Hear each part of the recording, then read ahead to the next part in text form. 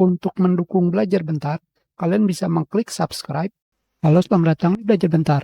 Sekarang kita akan belajar mengenai cara menghilangkan atau menghapus rekomendasi aplikasi di Start menu dan Recent File di File Explorer di Windows 11. Seperti yang kalian lihat di sini, rekomendasi dan juga Recent File termasuk privasi kalian. Tentu saja di sini kalian bisa melihat pada bagian More, banyak aplikasi yang baru saja kalian buka dan juga file yang baru saja kalian buka. Bahkan bisa terlihat lokasinya. Sekarang, bagaimana cara agar menghilangkannya? Caranya adalah untuk rekomendasi Start menu, kalian klik kanan, Start Setting. Di sini akan terdapat 3 pilihan. Yang pertama adalah menampilkan aplikasi yang baru saja kalian tambahkan. Kita off-kan. Sekarang di sini aplikasinya sudah hilang.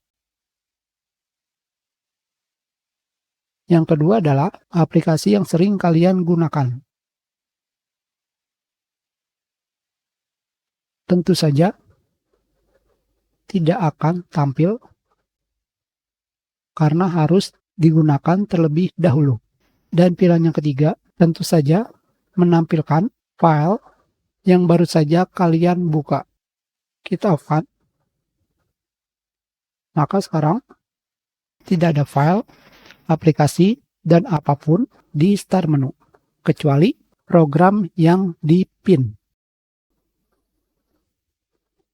Sedangkan sekarang di sini pada File Explorer untuk menghilangkan ataupun menghapus recent file yang baru saja kalian buka, kalian bisa pergi ke sini, see More, pilih Option.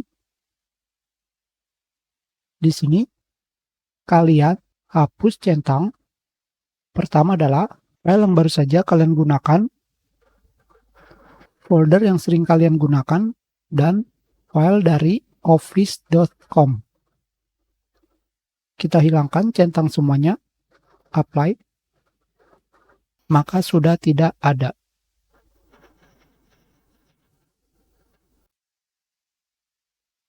Tentu saja, jika kalian centang lagi, data tersebut harus dibuat ulang. Untuk menghapusnya, kalian bisa mengklik clear seperti ini. Itu adalah cara menghilangkan atau menghapus rekomendasi di Start menu dan Recent File di File Explorer di Windows 11. Kita sudahi pelajaran kita. Terima kasih.